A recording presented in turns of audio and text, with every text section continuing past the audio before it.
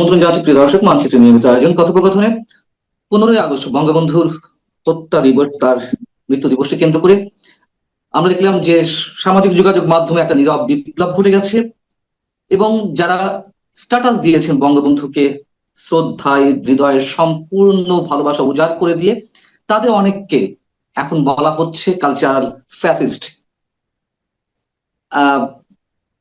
কেন এমনটা ঘটছে?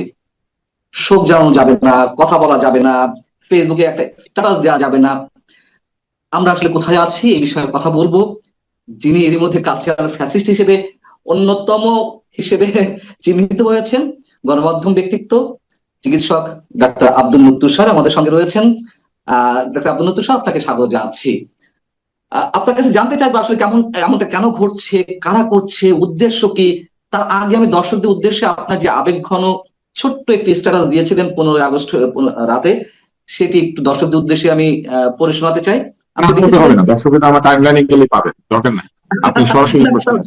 তারপর একটু বলি যে এর মধ্যে অপরাধ প্রিন্ট করেছে, ওরা কার্ড বানিয়েছে, সবাইকে ওরাই জানাচ্ছে। আমার টাইমলাইনে অল্প কিছু লোক দেখেছিল এটা, কিন্তু ওরা নিজেরা এটা সবার কাছে পৌঁছে দিচ্ছে। আমরা একটু প্রচার করি। প্রতিদানের প্রত্যাশাহীন, অমরত্বের বাসনাহীন এক সুপুরুষের মৃত্যুর দিন আজ। এই শ্রদ্ধাহীন, মমতাহীন, ভালোবাসাহীন সমাজে তিনি জন্মেছিলেন পরাধীনতার শৃঙ্খল মুক্তির স্বপ্ন দেখিয়ে এই জাতিকে স্বাধীনতার সূর্য উদ্ধার করে দিতে। তাকে বিনম্র শ্রদ্ধা। এটি হচ্ছে আপনার অপরাধ এবং আপনি নব্য ফ্যাসিস্ট হিসেবে চিহ্নিত হয়েছেন, কালচারাল ফ্যাসিস্ট। কেন এমনটা হচ্ছে? কারণ অযৌক্তিক ফ্যাসিবাদ একটি সমাজ তৈরি করার প্রক্রিয়া বাংলাদেশে চলছে। বাংলাদেশে নিও ফ্যাসিজম তৈরি হচ্ছে, যে নিও ফ্যাসিজম ঘোষণা দিয়েছিল যে তারা কথা বলার স্বাধীনতা দিবে, কিন্তু তারা যে কথা বলার স্বাধীনতা দিচ্ছে না সেটা তারা নিজেরাই প্রমাণ করছে। এই নিও ফ্যাসিস্টরা শুধু যে কথা বলার স্বাধীনতা দিচ্ছে তাই নয়, এরা বাংলাদেশের সর্বত্র মবতন্ত্র স্থাপন করেছে। এরা বাংলাদেশের সবখানে দুর্নীতিকে আরো মানুষের ঘরের মধ্যে ঢুকিয়ে দিয়েছে, মানুষের বাড়িতে ঢুকে চাঁদা নিয়ে আসছে। এরা হাঁসের মাংস খাওয়ার নাম করে নীলা মার্কেটে যাচ্ছে, এরা হাঁসের মাংস না পেলে সেখান থেকে ওয়েস্টিনে যাচ্ছে, এরা সকাল বিকাল মিথ্যা কথা বলছে, এরা স্ট্যান্ডার্ড চার্টার্ড ব্যাংকের যে ব্যাংক স্টেটমেন্ট সেটাকে নকল করছে। এরা শেখ হাসিনা এবং সিপি গ্যাংকে যেসব কারণে দোষী করত, এরা তার চাইতে দ্বিগুণ এবং তিনগুণ কুকাজ নিয়ে ঝাঁপিয়ে পড়েছে। ফলে এই নিও ফ্যাসিজম কায়েম করার প্রক্রিয়া হচ্ছে এটা। আমি আপনাদেরকে মনে করিয়ে দিই, আমি আবরার ফাহাদের হত্যার সময় কথা বলেছি, আমি বিশ্বজিতের হত্যার সময় কথা বলেছি, আমি বিভিন্ন অনিয়ম নিয়ে কথা বলেছি, আমি ই ভ্যালি যে চুরি করছিল সেটা নিয়ে কথা বলেছি, আমি এস আলমকে নিয়ে কথা বলেছি, আমি প্রতিটি নির্বাচনের অনিয়ম নিয়ে কথা বলেছি, আমি হেলমেট বাহিনী দিয়ে নির্যাতন এই প্রসঙ্গে আমি ছাত্রলীগের সভাপতিকে প্রশ্ন করেছি এবং তাকে ইন্টারভিউ করেছি। আমি স্বয়ং কোটা আন্দোলনের সময় এবং নিরাপদ সড়ক চাই আন্দোলনের সময় আমি রাস্তায় গিয়েছি, এবং এইবারও 19শে জুলাই যখন এই অধিকাংশ ছেলেপেলে এবং তাদের লোকেরা গর্তের মধ্যে ছিল, যখন আজকের এই সরকারের অধিকাংশ উপদেষ্টা গর্তের মধ্যে ছিলেন, আমি এবং আসিফ নজরুল এবং অন্যরা আমরা 19শে জুলাই দাঁড়িয়ে শাহবাগের মোড়ে বক্তৃতা দিয়েছি। অতএব আমাকে ফ্যাসিস্ট বলা মানে আরেকটা মিথ্যাচার, এবং সেই মিথ্যাচার করে তারা এটাই প্রমাণ করছেন যে তারা আসলে বাক স্বাধীনতা রোধ করতে চান, তারা আসলে মানুষের শ্রদ্ধা প্রকাশকে বন্ধ করতে চান, তারা আমি কাকে মনে করবো এবং কাকে মনে করবো না এই জায়গাতেও আমার উপরে তাদের নির্দেশ আদেশ কিংবা তাদের মতামত চাপিয়ে দিতে চান। এইটা হচ্ছে নিও ফ্যাসিজম, এটা হচ্ছে নিও ব্রুটালিজম, এইটা হচ্ছে নিও রেসিজম, এবং এইটা হচ্ছে নতুন ভণ্ডবস্তু। এই ভণ্ডামি বন্ধ করতে হবে বাংলাদেশ থেকে। এইসব দিয়ে হাঁসের মাংস খাওয়া, দুর্নীতি করা, এইসব দিয়ে অস্ত্র হাতে প্লেনে ওঠা, এগুলো বন্ধ করা যাবে না। সরকার থেকে পাচক পাওয়ার পর রাতে তাকে খাবার দেওয়ার কেউ নাই, এইসব কথা বলে এইসব জিনিস ঢাকা যাবে না। বাংলাদেশ যদি সত্যি পরিবর্তিত হতে হয় তাহলে এই পরিবর্তনের অংশীদার আমরা সবাই, এবং সেই পরিবর্তনের বিরুদ্ধে যারা তারাই এই কাজগুলি করছে। আমাদেরকে কেন বারবার এটি প্রমাণ করতে হচ্ছে? আওয়ামী লীগের সময় যখন আমরা কথা বলেছি, আওয়ামী লীগের বিভিন্ন অপকর্মের বিরুদ্ধে আমরা সরব ছিলাম, আমাদেরকে বানিয়ে দেওয়া হলো বিএনপি জামাতের দালাল। এখন আবার এই সরকারের বিভিন্ন অপকর্মের বিরুদ্ধে, অনিয়মের বিরুদ্ধে কথা বলছি, আমাদেরকে বানিয়ে দেওয়া হচ্ছে ফ্যাসিবাদের দোসর। আবার নতুন শব্দ আপনার মতন কিছু মানুষের গায়ে ট্যাগ লাগিয়ে দেওয়া হচ্ছে কালচারাল ফ্যাসিস্ট। কেন আমাদেরকে তুলনাটি টানতে হবে? কেন আমরা এটি তারা বুঝে নিতে চাইবে না যে আমরা যে কোনো অপকর্মের বিরুদ্ধে কথা বলি? কেন তাদেরকে এতে ধরে নিতে হচ্ছে যখন যার বিরুদ্ধে কথা হচ্ছে তখন আমরা অপোজিট সাইডে দালাল? আমি সহজভাবে একটি প্রশ্ন করতে চাই। এই সরকারের আইন উপদেষ্টা, উনি আমার অত্যন্ত ঘনিষ্ঠ, উনি 2024 বাদ দিলে অতীতে বহু বছর এই 15ই আগস্টে বঙ্গবন্ধুকে স্মরণ করেছেন।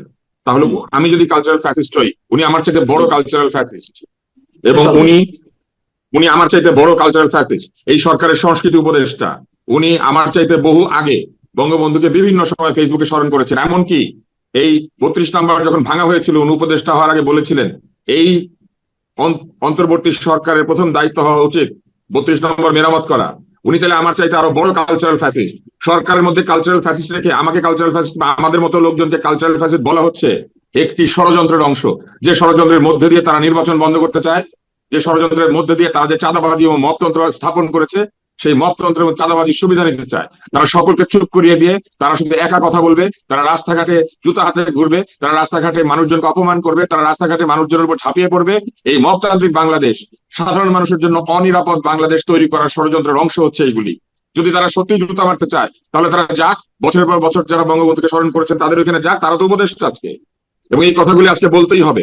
যখন আমাদের উপরে এই ধরনের অপবাদ কিংবা অভিযোগ আসবে, তাহলে সেই অপবাদ এবং অভিযোগের অংশীদার ওই 19 তারিখে 19শে জুলাই আমার পাশে দাঁড়িয়ে যখন আসিফ নজরুল বক্তৃতা দিয়েছিলেন, ওই একই রকম অংশীদার তিনিও। এবং মুজিব ছবিতে যারা অভিনয় করেছেন এই একই ধরনের অংশীদার তারাও।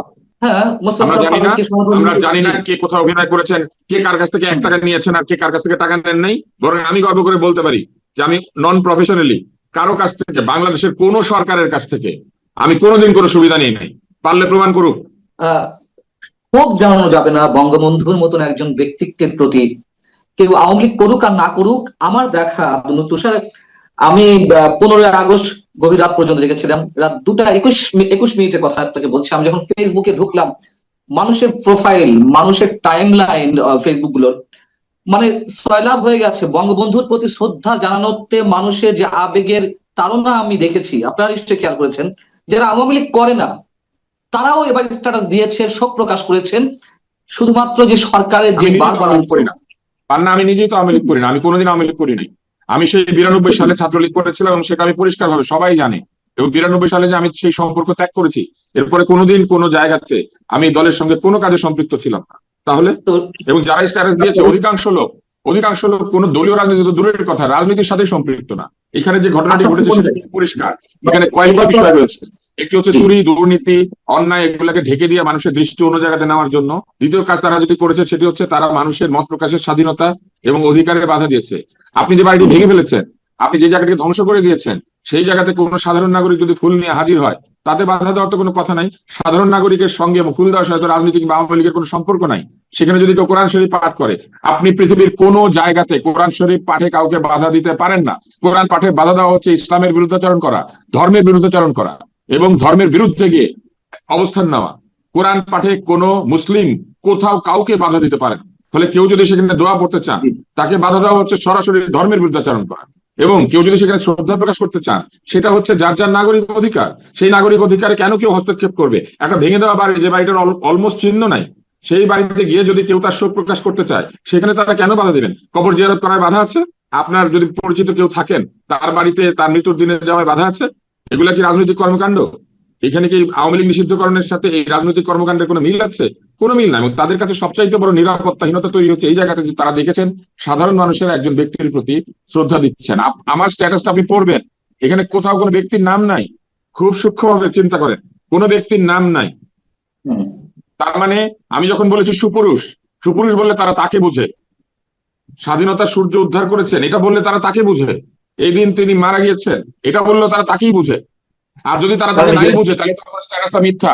এই মিথ্যা স্ট্যাটাস নিয়ে তাদের এত চিন্তার কারণ কি? আমি যখন সুপুরুষ বলেছি, আমি যখন বলেছি সুপুরুষ, আমি যখন বলেছি যে প্রতিদানের আশা করে নাই, আমি যখন বলেছি এটা ভালোবাসাহীন মমতাহীন সমাজ, আমাদের সমাজ কি ভালোবাসা এবং মমতাহীন? তাহলে তারা স্বীকার করে নিয়েছেন যে আমি যে সমাজের কথা বলেছি সেটাই বাংলাদেশের সমাজ, যে সমাজে ভালোবাসা নাই, মমতা নাই, শ্রদ্ধা নাই, ইজ্জত নাই। এবং তারা এটাও স্বীকার করে নিয়েছে যে সুপুরুষ বললে তারাও তাকেই বুঝে। কোথাও যার নাম নাই, আপনি দেখেন একটা নামহীন স্ট্যাটাসকে তারা তার সঙ্গে যুক্ত করেছেন। তার মানে কি? তার মানে হচ্ছে তারা মূলত রাজনৈতিক উদ্দেশ্যেই কাজগুলি করছেন। তারা মূলত এই জন্য করছেন যে বাংলাদেশে যাতে নির্বাচন না হয়, বাংলাদেশে যাতে গণতন্ত্র না আসে, বাংলাদেশে যাতে মানুষ গণতন্ত্রের পক্ষে যারা কথা বলে, যারা নির্বাচন চায়, তাদের মুখ বন্ধ করা যায়। তারা চেষ্টা করছেন, আওয়ামী লীগকে তাড়িয়েছেন, তারা বিএনপিকেও তাড়াবেন। শুধু তারা থাকবেন এবং রাস্তাঘাটে মানুষকে এইভাবে বেইজ্জত করবেন। এটা হচ্ছে তাদের লক্ষ্য। তারা একটা বেইজ্জতির বাংলাদেশ তৈরি করতে চায়। তারা সারা বাংলাদেশ, শুধু না, সারা পৃথিবীকে দেখাতে চায় যে বাংলাদেশ একটা বেয়াদবের দেশ। জীবিত বঙ্গবন্ধুর চেয়ে যেমন মৃত বঙ্গবন্ধু নিঃসন্দেহে অনেক বেশি শক্তিশালী, তাহলে 32 নম্বর যে ছিল সেই 32 নম্বর তো এখন চিহ্ন পর্যন্ত নেই, একটা ধ্বংসস্তূপ। এই ধ্বংসস্তূপটাও তাদের কাছে আতঙ্কের কারণ। আপনি বলেন নারিকেল গাছগুলি ভেঙে ফেলেছে, বাড়ি ভাঙবে, ঠিক আছে বাড়ি ভাঙছে, আপনি ধরে নিলেন, নারিকেল গাছগুলোর কি দোষ ছিল? সেগুলোরও ভেঙেছে। এবং তারা কেন আতঙ্কিত তারাই জানে। বঙ্গবন্ধু জীবিত না মৃত অবস্থায় শক্তিশালী তাদের তো কিছু আসে যায় না আসলে।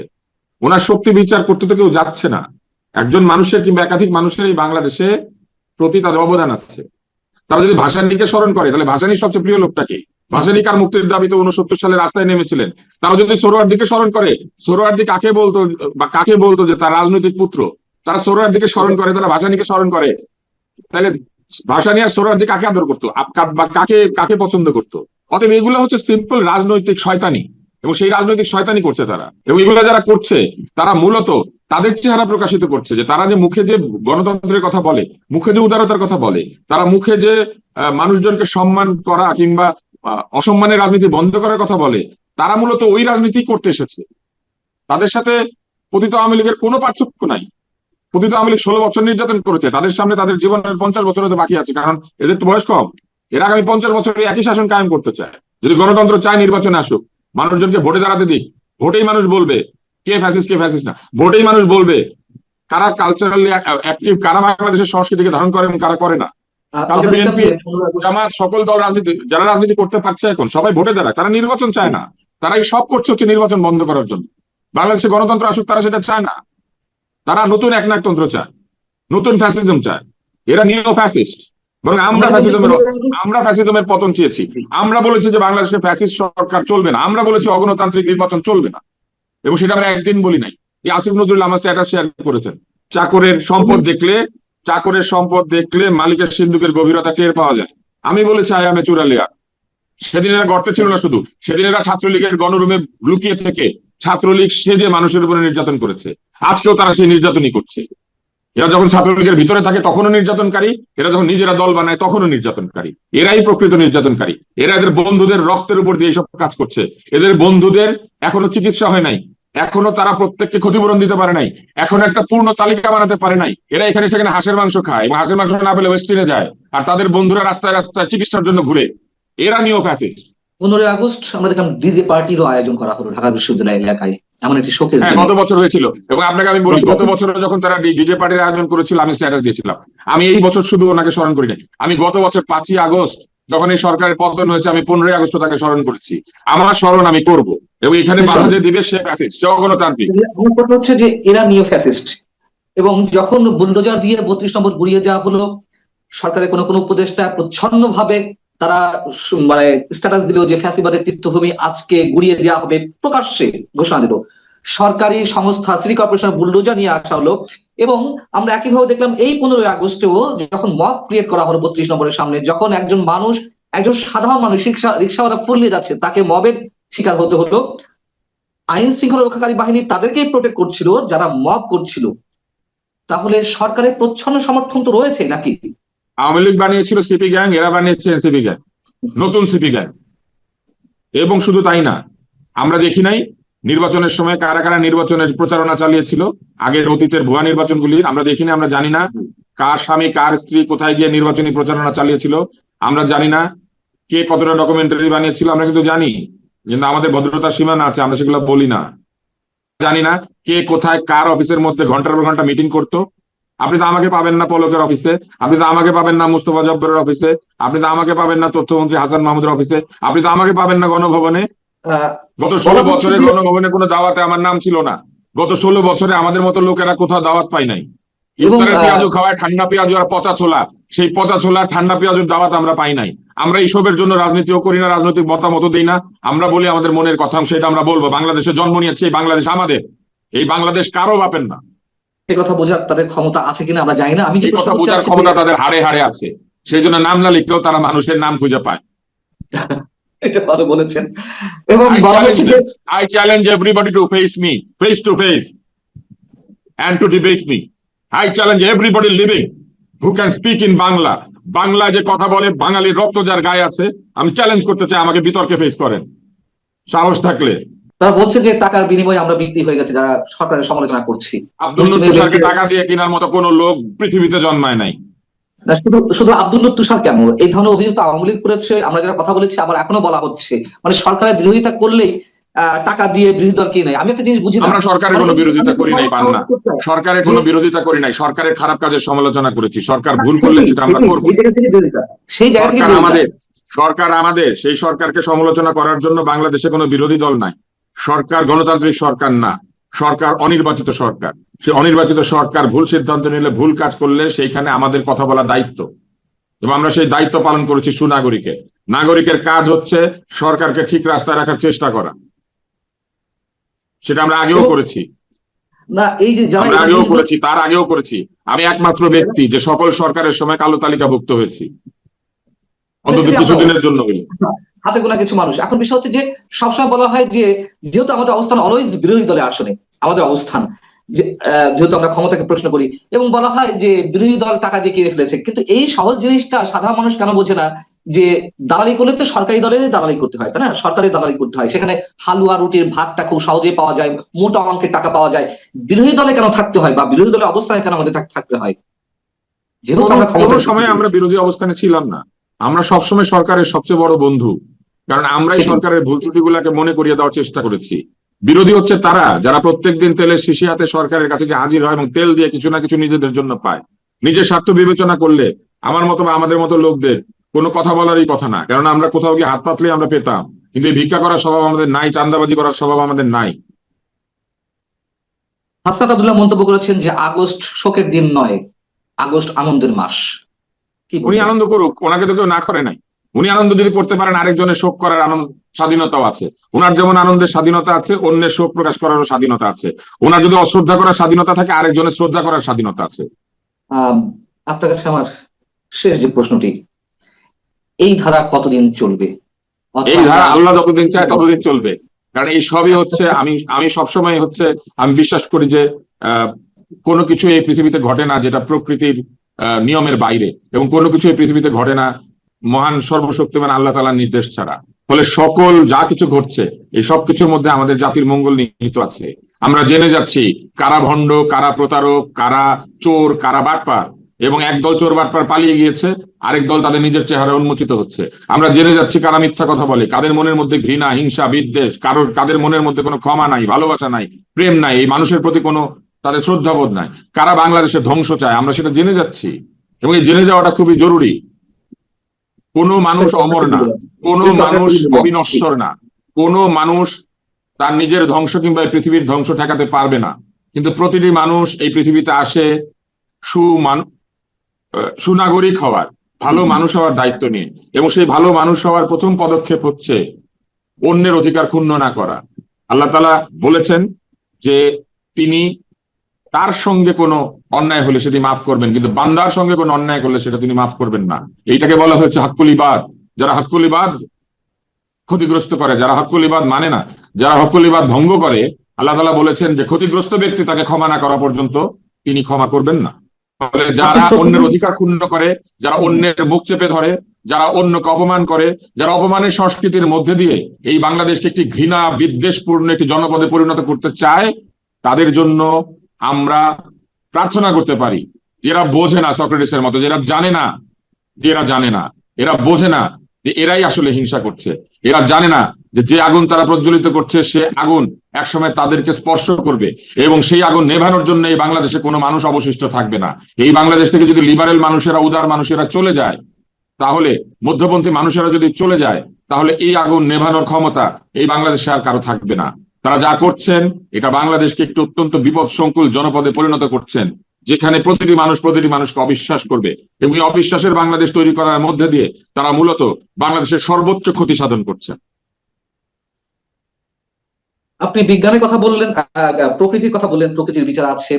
আপনি ধর্মের কথা বললেন, সৃষ্টিকর্তার বিচার আছে, এবং বিজ্ঞানও তো সেটি বলে প্রত্যেক ক্রিয়ারই একটি সমান প্রতিক্রিয়া আছে। এরা কি সেগুলো কিছুই বোঝে না? ভাবে চিন্তা করেন, যার বয়স 86 বছর, 84 বছর, এই প্রতিক্রিয়া তাকে স্পর্শ করবে না অথবা করতে নাও পারে, কিন্তু যার আজকে বয়স 30 বছর, তাকে কিন্তু এই প্রতিক্রিয়া স্পর্শ করবে। এবং আজ হোক কাল হোক, আজ থেকে 30 বছর পরে হোক, 40 বছর পরে হোক, এদের সন্তানেরা এদেরকে অপমান করবে, এদের নাতি নাতিরা এদেরকে অপমান করবে, এদের এই বাংলার মাটি, পানি, জল সবকিছু এদেরকে অপমান করবে। কারণ অসম্মানের সংস্কৃতির মধ্যে দিয়ে কোনোদিন মানবিক সমাজ তৈরি করা যায় না। অসম্মানের সংস্কৃতির মধ্যে দিয়ে, অন্যায়ের মধ্যে দিয়ে কোনোদিন ন্যায়কে প্রতিষ্ঠিত করা যায় না। অহংকার এবং ক্ষমতার দম্ভের মধ্যে দিয়ে কোনোদিন নিজেকে ক্ষমতায়িত করা যায় না। এবং আজকে নিজের দুই পা চেয়ারের চার পাকে একসঙ্গে করে যারা নিজেদেরকে 6 পা বলে ভাবছেন, এদেরকে বুঝতে হবে এরা তেলাপোকার মাকড়সার জায়গাতে নিজেকে নিয়ে যাচ্ছেন। এদের মনে রাখতে হবে যে এই 6 পা না, বরং সেই মানুষই শ্রেষ্ঠ মানুষ, যে মানুষ তার নিজের 2 পায়ের উপর দাঁড়িয়ে মাথা নত করে না। আমরা শেষ করবো ডক্টর আবু তুষার, আমাদের উপসংহার টানার কিছু নেই। আপনি যা বলেছেন প্রতিটি লাইন, প্রতিটি শব্দ, এগুলো আসলে খণ্ডন করার কিছু নেই। না, খণ্ডন করার সবকিছু আছে। এটা খণ্ডন করার জন্য জুতা আছে, এটা খণ্ডন করার জন্য তাদের কাছে অন্যান্য জিনিস আছে, কিন্তু যা নাই সেটা হচ্ছে বিদ্যা আর বুদ্ধি, যা নাই সেটা হচ্ছে কলম, যা নাই সেটা হচ্ছে মানুষকে সত্য কথা বলার ক্ষমতা, যা নাই সেটা হচ্ছে নিজের চেহারায় দাঁড়িয়ে সামনাসামনি মুখোমুখি একজনের সঙ্গে কথায় এবং কাজে প্রতিদ্বন্দ্বিতা করা। এরা নির্বাচনে হারবে, এরা কথায় হারবে, এরা বিদ্যা এবং বুদ্ধিতে হারবে, কারণ এদের লেখাপড়ার দিকে মনোযোগ নাই, এদের কাজের দিকে মনোযোগ নাই, এদের মনোযোগ হচ্ছে শুধু প্রতিপক্ষকে দমন করার মধ্যে। অতীত স্বৈরাচারের সবচেয়ে বড় আদর্শিক উত্তরাধিকার হচ্ছে এরা।